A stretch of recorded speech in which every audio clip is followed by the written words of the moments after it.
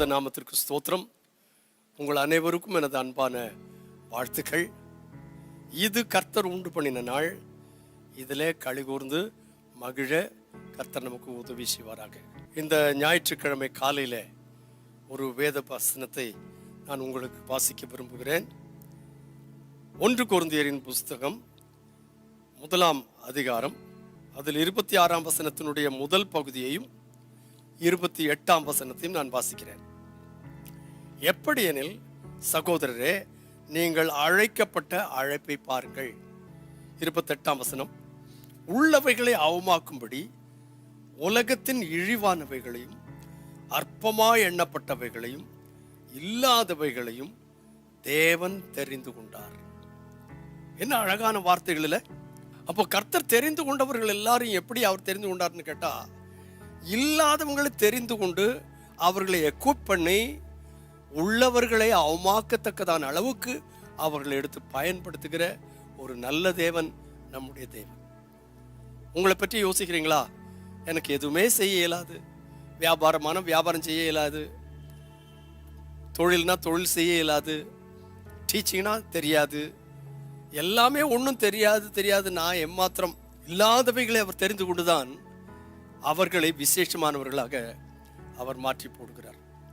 கர்த்தருடைய வசனத்தில் சொல்லியிருக்கு, இயேசு 2 சகோதரர்களை பார்த்து தங்களுடைய வலைகளை கழுவி கொண்டிருக்கிறவர்களை பார்த்தார்.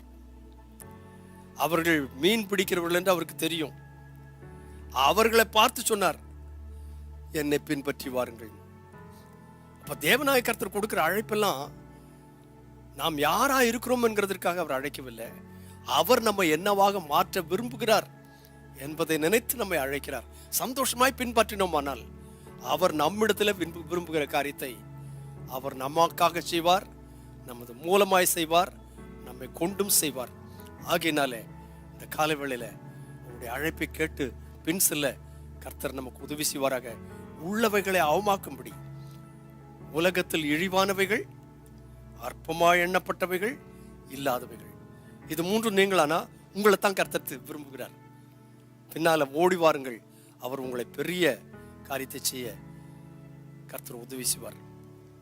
உமது காருண்யம் என்னை பெரியவனாக்கிற்று என்று வேதம் சொல்கிறது.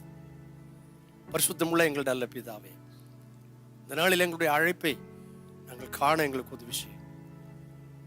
உள்ளவைகளை அவமாக்கும்படி இல்லாதவைகளை இழிவானவைகளை தெரிந்து கொள்ளுகிற கர்த்தர் எங்களை தெரிந்து கொண்டீர்னு சொல்லி நம்பி, ஆண்டவரே, இந்த அழைப்பையும் தெரிந்து கொள்ளுதலையும் உறுதிப்படுத்தி கொண்டு உங்களுக்கு பின்னாலே செல்ல எங்களுக்கு சகாயப்படும். உங்கள் நாமத்தை மகிமைப்படுத்தும். இயேசு கிறிஸ்துவின் நாமத்தில் பிதாவே, ஆமென். இந்த கர்த்தருடைய நாளிலே ஆலயத்துக்கு கடந்து செல்லுங்கள். கர்த்தர் உங்களை ஆசீர்வதிப்பாராக. ஒரு நாளும் மறந்து விடாதீர்கள்.